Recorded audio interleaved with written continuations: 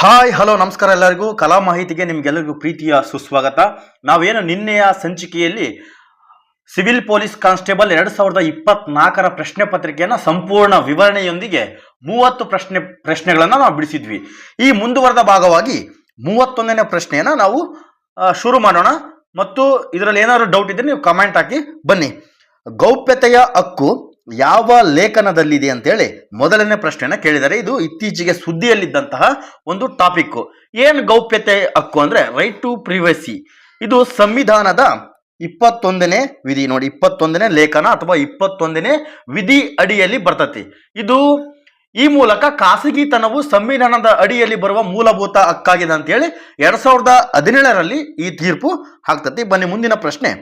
ಸರ್ವೋಚ್ಚ ನ್ಯಾಯಾಲಯದ ಮೂಲ ಅಧಿಕಾರವು ಯಾವ ವ್ಯಾಪ್ತಿಯಲ್ಲಿ ಒಳಗೊಂಡಿದೆ ಅಂತೇಳಿ ಕೇಳಿದರೆ, ಇದು 32ನೇ ಪ್ರಶ್ನೆ. ನೋಡಿ, ಸಂವಿಧಾನದ 131 ನೋಡಿ, ಸಂವಿಧಾನದ 131 ಇಲ್ಲಿ ಆಯ್ಕೆಯೇ ಸಂವಿಧಾನದ 131. ಇದು ನಿಮಗೆ ನೆನಪಿರಲಿ.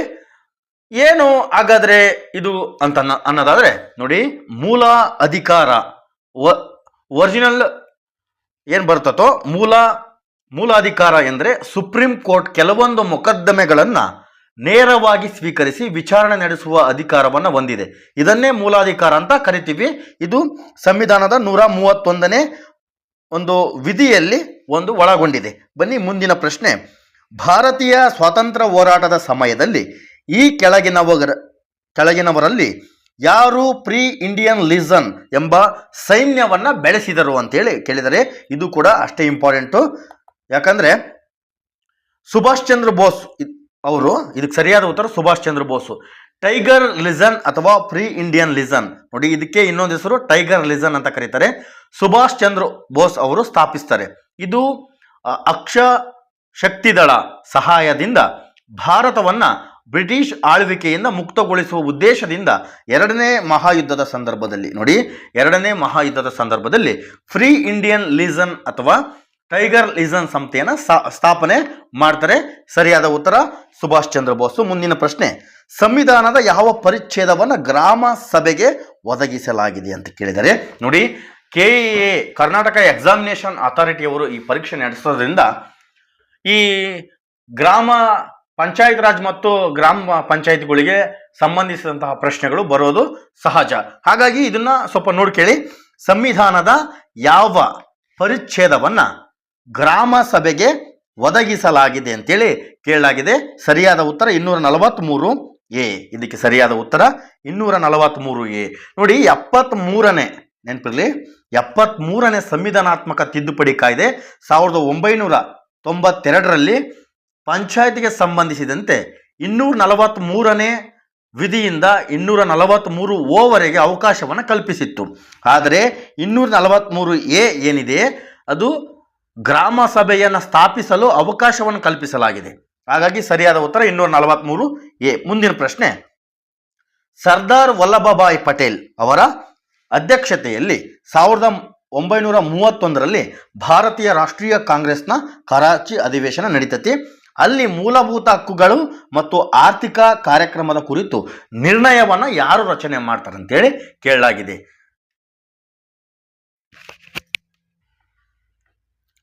ನೋಡಿ, ಕರಾಚಿ ಅಧಿವೇಶನ ನಡೆದಿದೆ 1931ರಲ್ಲಿ. ಈ ಕರಾಚಿ ಅಧಿವೇಶನದ ಅಧ್ಯಕ್ಷತೆಯನ್ನು ವಹಿಸಿದ್ದು ಸರ್ದಾರ್ ವಲ್ಲಭಾಯ್ ಪಟೇಲ್ರು. ಈ ಸಂದರ್ಭದಲ್ಲಿ ಆರ್ಥಿಕ ಕಾರ್ಯಕ್ರಮಗಳ ಕುರಿತು ನಿರ್ಣಯವನ್ನ ಯಾರು ಕೈಗೊಂಡ್ರು ಅಂತೇಳಿ ಪ್ರಶ್ನೆ ಕೇಳಲಾಗಿದೆ. ಸರಿಯಾದ ಉತ್ತರ ಪಂಡಿತ್ ಜವಾಹರ್ಲಾಲ್ ನೆಹರು. ನೋಡಿ, ಇವರು ಮೂಲಭೂತ ಹಕ್ಕುಗಳ ನಿರ್ಣಯ ಮತ್ತು ಆರ್ಥಿಕ ಕಾರ್ಯಕ್ರಮಗಳ ಕುರಿತ ನಿರ್ಣಯವನ್ನ ಕೈಗೊಳ್ತಾರೆ. ಇದಕ್ಕೆ ಸರಿಯಾದ ಉತ್ತರ ನಿಮಗೆ ಕ್ಲಿಯರ್ ಆಯ್ತು ಅನ್ಕೊಂತೀನಿ. ಮುಂದಿನ ಪ್ರಶ್ನೆ ನೋಡ್ತಾ ಹೋಗೋಣ. ಈ ಕೆಳಗಿನ ಚಳುವಳಿಗಳಲ್ಲಿ ಯಾವುದರ ಕಾರಣ ಭಾರತೀಯ ರಾಷ್ಟ್ರೀಯ ಕಾಂಗ್ರೆಸ್ನಲ್ಲಿ ವಿಭಜನೆಯಾಗಿ ಮಂದಗಾಮಿ ಮತ್ತು ಉಗ್ರಗಾಮಿ ಅಥವಾ ತೀವ್ರಗಾಮಿ ಆಗಿ ಹೊರಹೊಮ್ಮಿಕೆಗೆ ಕಾರಣವಾಗತ್ತೆ ಅಂತೇಳಿ ಕೇಳಿದ್ದಾರೆ. ನೋಡಿ, 1905ರಲ್ಲಿ ಅಂದಿನ ವೈಸ್ರಾಯ್ ಇದ್ರಲ್ಲ ಲಾರ್ಡ್ ಕರ್ಜನ್ ಅವರು ಬಂಗಾಳ ವಿಭಜನೆಯನ್ನು ಘೋಷಣೆ ಮಾಡ್ತಾರೆ. ಈ ಹಿನ್ನೆಲೆಯಲ್ಲಿ ಸ್ವದೇಶಿ ಚಳುವಳಿಗೆ ಒಂದು ನಿರ್ಣಯವನ್ನ ಕೈಗೊಳ್ಳಕತ್ತಿ. ಈ ಸ್ವದೇಶಿ ಚಳುವಳಿಯ ಕಾರಣದಿಂದಾಗಿ ಮಂದಗಾಮಿಗಳು ಮತ್ತು ತೀವ್ರಗಾಮಿಗಳಂತೇಳಿ ಒಂದು ವಿಭಜನೆ ಆಗಲು ಕಾರಣ ಆಕತಿ. ಇದು ಸರಿಯಾದ ಉತ್ತರ ಸ್ವದೇಶಿ ಚಳುವಳಿ. ಮುಂದಿನ ಪ್ರಶ್ನೆ, ರೌಲತ್ ಕಾಯ್ದೆ ಜಾರಿಯಾದಾಗ ಭಾರತದ ವೈಸ್ರಾಯ್ ಯಾರಾಗಿದ್ರು ಅಂತ ಕೇಳಲಾಗಿದೆ. ನೋಡಿ, 1919ರಲ್ಲಿ ಜಾರಿಗೆ ತರಲಾದ ರೌಲತ್ ಕಾಯ್ದೆಯನ್ನ ಕಪ್ಪು ಕಾಯ್ದೆ ಅಂತ ಹೇಳಿ ಕರೀಲಾಗ್ತತಿ. ಅವಾಗ ಯಾರಿದ್ರಂದ್ರೆ ಲಾರ್ಡ್ ಜೇಮ್ಸ್ ಫೋರ್ಡ್ ಅವರು ಭಾರತದ ವೈಸ್ರಾಯ್ ಆಗಿ ಕರ್ತವ್ಯವನ್ನ ನಿರ್ವಹಿಸ್ತಿದ್ರು. ಮುಂದಿನ ಪ್ರಶ್ನೆ, ಕೆಳಗಿನವರಲ್ಲಿ ಯಾರು ಕೆಂಪು ಕೋಟೆಯ ವಿಚಾರಣೆಯ ಸಂದರ್ಭದಲ್ಲಿ ಭಾರತೀಯ ರಾಷ್ಟ್ರೀಯ ಸೇನೆಯ ಕೈದಿಗಳನ್ನು ರಕ್ಷಣೆ ಮಾಡ್ತಾರೆ ಅಂತೇಳಿ ಕೇಳಲಾಗಿದೆ. ನೋಡಿ, ಕೆಂಪು ಕೋಟೆಯ ವಿಚಾರಣೆ ಸಂದರ್ಭದಲ್ಲಿ ಯಾವ ಸಮಯ ಸರ್ ಅಂದರೆ 1945ರಲ್ಲಿ 1945ರಿಂದ 46 ನಡುವೆ ಬ್ರಿಟಿಷ್ ಇಂಡಿಯನ್ ಕೋರ್ಟ್ ಮಾರ್ಷಲ್ನಲ್ಲಿ ರಾಷ್ಟ್ರೀಯ ಸೇನೆಯ ಹಲವು ಅಧಿಕಾರಿಗಳ ವಿರುದ್ಧ ದೇಶದ್ರೋಹ ಅಥವಾ ಚಿತ್ರಹಿಂಸೆ, ಕೊಲೆ, ಎರಡನೇ ಮಹಾಯುದ್ಧದ ಸಮಯದಲ್ಲಿ ಏನು ಪ್ರಚೋದನೆ ಏನು ನೀಡಿರ್ತಾರೋ ಅದರ ವಿಚಾರಣೆ ನಡೆತಿರ್ತತಿ. ಅವಾಗ ರಾಷ್ಟ್ರೀಯ ಸೇನೆಯ ಕೈದಿಗಳನ್ನು ಕೈಲಾಸ್ ನಾಥ್ ಕಟ್ಜು ಅವರು ರಕ್ಷಣೆ ಮಾಡ್ತಾರೆ. ಇದು ಕೂಡ ತುಂಬ ಇಂಪಾರ್ಟೆಂಟು, ತಿಳ್ಕೊಳ್ಳಿ. ಈ ಹೊಸ ತರಹದ ಏನು ಟಾಪಿಕ್ ಬರ್ತದೋ ಇದು ಇಂಪಾರ್ಟೆಂಟ್ ಆಗುತ್ತೆ. ಮುಂದಿನ ಪ್ರಶ್ನೆ, ಕೆಳಗಿನ ಯಾವ ಸಂಸ್ಥೆಗಳನ್ನು ಡಾಕ್ಟರ್ ಭೀಮ್ರಾವ್ ಅಂಬೇಡ್ಕರ್ ಸ್ಥಾಪನೆ ಮಾಡಿದರು ಅಂತೇಳಿ ಕೇಳಲಾಗಿದೆ. ಯಾವ್ಯಾವ ಸಂಸ್ಥೆ ಅಂತಂದರೆ ನೋಡಿ, ಇದಕ್ಕೆ ಸರಿಯಾದ ಉತ್ತರ ಅವರು ಬಹಿಷ್ಕೃತ ಹಿತಕಾರಣಿ ಸಭೆಯನ್ನ ಸ್ಥಾಪನೆ ಮಾಡ್ತಾರೆ, ಪರಿಶಿಷ್ಟ ಜಾತಿಗಳ ಒಕ್ಕೂಟವನ್ನ ಸ್ಥಾಪನೆ ಮಾಡ್ತಾರೆ, ಸ್ವತಂತ್ರ ಕಾರ್ಮಿಕ ಪಕ್ಷವನ್ನ ಇವರು ಸ್ಥಾಪನೆ ಮಾಡ್ತಾರೆ. ಸರಿಯಾದ ಉತ್ತರ ಇವುಗಳಲ್ಲಿ ಎಲ್ಲವೂ. ಮುಂದಿನ ಪ್ರಶ್ನೆ, ಭಾರತೀಯ ಸ್ವಾತಂತ್ರ್ಯ ಹೋರಾಟದ ಉಲ್ಲೇಖದಲ್ಲಿ ಉಷಾ ಮೆಹ್ತಾ ಯಾವುದಕ್ಕೆ ಪ್ರಸಿದ್ಧರಾಗಿದ್ದಾರೆ? ನೋಡಿ, ಉಷಾ ಮೆಹ್ತಾ ಮೇಲೆ ಇತ್ತೀಚಿನ ದಿನಗಳಲ್ಲಿ ಪರೀಕ್ಷೆ ನಾನು ಸುಮಾರು ಒಂದು 2ರಿಂದ 3 ಪ್ರಶ್ನೆಗಳನ್ನು ನಾನು ಪ್ರತಿಯೊಂದು ಪ್ರಶ್ನೆ ಪತ್ರಿಕೆಯಲ್ಲಿ ಒಂದು ಇದ್ದೇ ಇರ್ತೈತಿ. ಕಾರಣ ಅವರು ಕ್ವಿಟ್ ಇಂಡಿಯಾ ಚಳುವಳಿಯ ಹಿನ್ನೆಲೆಯಲ್ಲಿ ಕಾಂಗ್ರೆಸ್ನ ರಹಸ್ಯ ರೇಡಿಯೋವನ್ನು ನಡೆಸ್ತಿದ್ರು. ನೋಡಿ, 1942 ಆಗಸ್ಟ್ 8ರಂದು ಮಹಾತ್ಮ ಗಾಂಧೀಜಿಯವರ ಕರೆ ನೀಡಿದ್ದ ಕ್ವಿಟ್ ಇಂಡಿಯಾ ಚಳುವಳಿಯ ಪ್ರಮುಖ ಪಾತ್ರ ವಹಿಸಿದ ಮಹಿಳೆ ಉಷಾ ಮೆಹ್ತಾ. ಇವರು ಕಾಂಗ್ರೆಸ್ ರೇಡಿಯೋ ಸ್ಥಾಪನೆ ಪರಿಕಲ್ಪನೆಯನ್ನ ಪ್ರಸ್ತಾಪ ಮಾಡ್ತಾರೆ.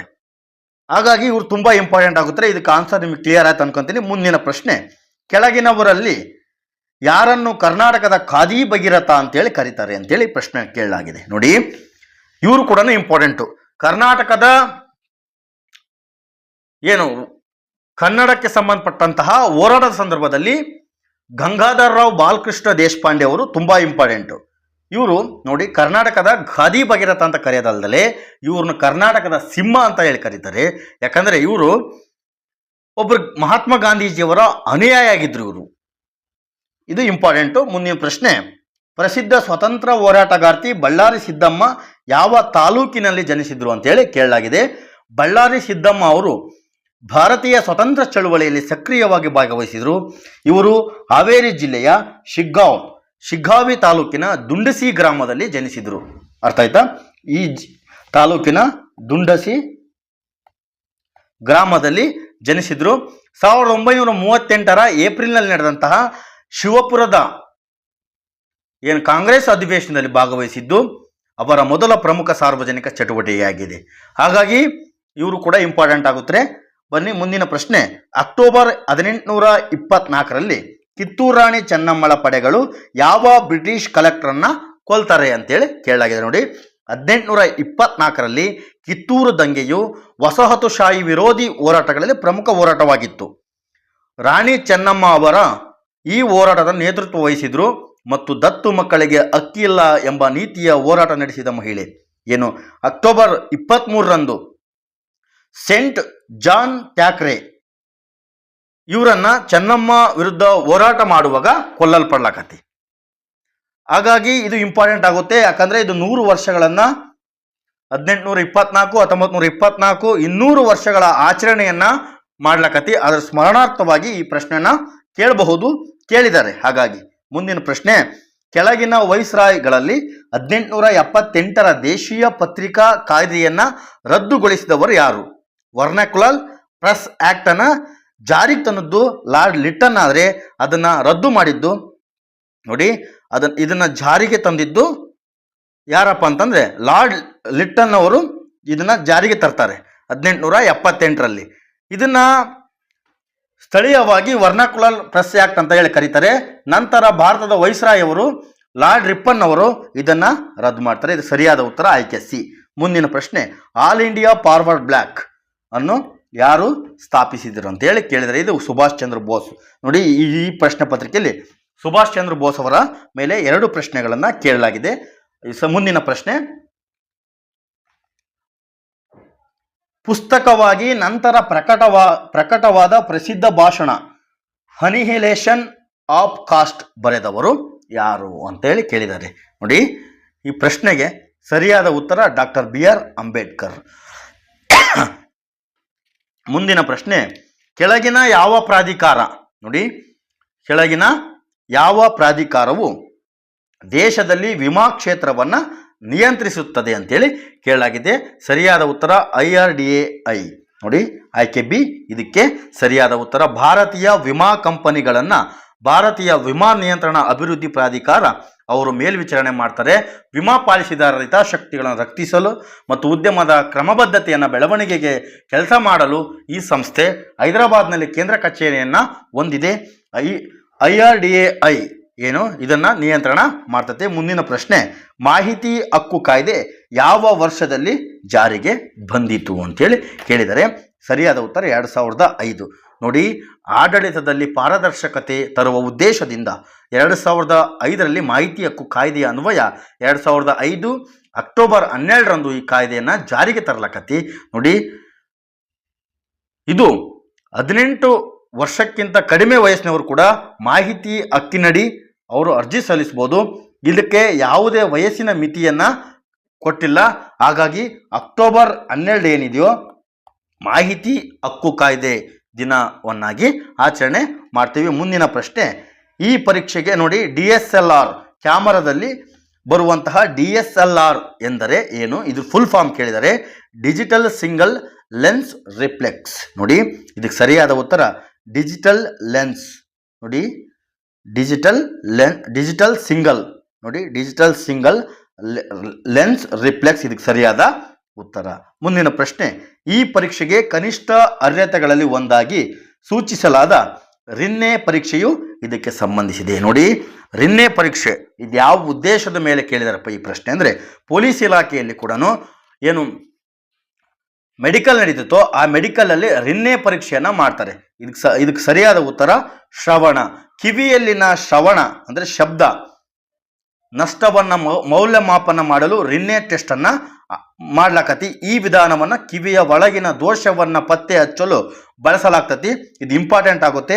ಇದು ಪೊಲೀಸ್ ಡಿಪಾರ್ಟ್ಮೆಂಟ್ ಮೆಡಿಕಲಲ್ಲಿ ತುಂಬ ಇಂಪಾರ್ಟೆಂಟು. ಮುಂದಿನ ಪ್ರಶ್ನೆ, ಈ ಕೆಳಗಿನ ದೇಶಗಳಲ್ಲಿ ಯಾವುದು ಇನ್ನೂ ಅಂದರೆ ಇದುವರೆಗೂ ಮಹಿಳೆಯನ್ನು ಸರ್ಕಾರದ ಮುಖ್ಯಸ್ಥೆಯಾಗಿ ಆಯ್ಕೆ ಮಾಡಿಲ್ಲ ಅಂತ ಕೇಳಲಾಗಿದೆ. ನಮ್ಮ ಭಾರತದಲ್ಲಿ ಇಂದಿರಾ ಗಾಂಧಿ, ಶ್ರೀಲಂಕಾದಲ್ಲಿ ಸಿರಿಮಾವು ಬಂಡಾರನಾಯಕಿ, ವಿವಿಧ ರಾಷ್ಟ್ರಗಳಲ್ಲಿ ವಿವಿಧ ಮಹಿಳೆ ನಾಯಕರನ್ನು ನಾವು ನೋಡ್ಬೋದು. ಆದರೆ ಇದುವರೆಗೂ ಯಾವ ದೇಶದಲ್ಲಿ ಮಹಿಳೆ ನಾಯಕರನ್ನು ನಾವು ನೋಡಲಾಗಲ್ಲ ಅಂದರೆ ಪಾಕಿಸ್ತಾನದಲ್ಲಿ ನಾವು ಇದುವರೆಗೂ ಮಹಿಳೆಯ ನಾಯಕಿಯನ್ನು ನಾವು ನೋಡಿಲ್ಲ. ಮುಂದಿನ ಪ್ರಶ್ನೆ, ಇತ್ತೀಚೆಗೆ ನೋಡಿ ಇದು ಕರೆಂಟ್ ಅಫೇರ್ಸು. ಮತ್ತು ಅದಾದಮೇಲೆ ಮುಂದಿನ ಪ್ರಶ್ನೆ, ಪ್ರಸ್ತುತ ಭಾರತದಲ್ಲಿ ಇರುವ ಕೇಂದ್ರಾಡಳಿತ ಪ್ರದೇಶಗಳ ಸಂಖ್ಯೆ ಎಷ್ಟು ಅಂತೇಳಿ ಕೇಳಲಾಗಿದೆ. ಕೇಂದ್ರಾಡಳಿತ ಪ್ರದೇಶಗಳ ಸಂಖ್ಯೆ 8. ನೋಡಿ, 8 ಕೇಂದ್ರಾಡಳಿತ ಪ್ರದೇಶಗಳು ನಾವು ನೋಡಬಹುದು. ಮುಂದಿನ ಪ್ರಶ್ನೆ 70ನೇ ಪ್ರಶ್ನೆ ಮತ್ತು ಕೊನೆಯ ಪ್ರಶ್ನೆ, ಸಂವಿಧಾನದ ಪೀಠಿಕೆಯಲ್ಲಿ ಭಾರತೀಯ ಸಂವಿಧಾನವು ತನ್ನ ಎಲ್ಲ ನಾಗರಿಕರಿಗೆ ಯಾವ ಸ್ವಾತಂತ್ರ್ಯವನ್ನು ಪಡೆಯಲು ಶ್ರಮಿಸುತ್ತೆ ಅಂತೇಳಿ ಕೇಳಲಾಗಿದೆ. ಭಾರತ ಸಂವಿಧಾನದ ಪೀಠಿಕೆಯಲ್ಲಿ ನೋಡಿ, ಅಭಿವ್ಯಕ್ತಿ ಸ್ವಾತಂತ್ರ್ಯ ಕೂಡ ಒಂದು ಇದೆ, ನಂಬಿಕೆ ಸ್ವಾತಂತ್ರ್ಯ, ನಂಬಿಕೆ ಮತ್ತು ಆರಾಧನೆ, ಇವುಗಳಲ್ಲಿ ಎಲ್ಲವೂ ಕೂಡ ಪೀಠಿಕೆಯಲ್ಲಿ ನಾವು ಕಾಣಬಹುದು. ಇಲ್ಲಿಗೆ ಈ ಸಂಚಿಕೆಯನ್ನು ಮುಕ್ತಾಯ ಮಾಡೋಣ. ಎಲ್ಲರಿಗೂ ನಮಸ್ಕಾರ. ಮುಂದಿನ ಸಂಚಿಕೆಯಲ್ಲಿ 71ನೇ ಪ್ರಶ್ನೆಯಿಂದ 100 ಪ್ರಶ್ನೆಯವರೆಗೆ ನಾವು ನೋಡ್ತಾ ಹೋಗೋಣ. ಎಲ್ಲರಿಗೂ ಧನ್ಯವಾದ, ನಮಸ್ಕಾರಗಳು.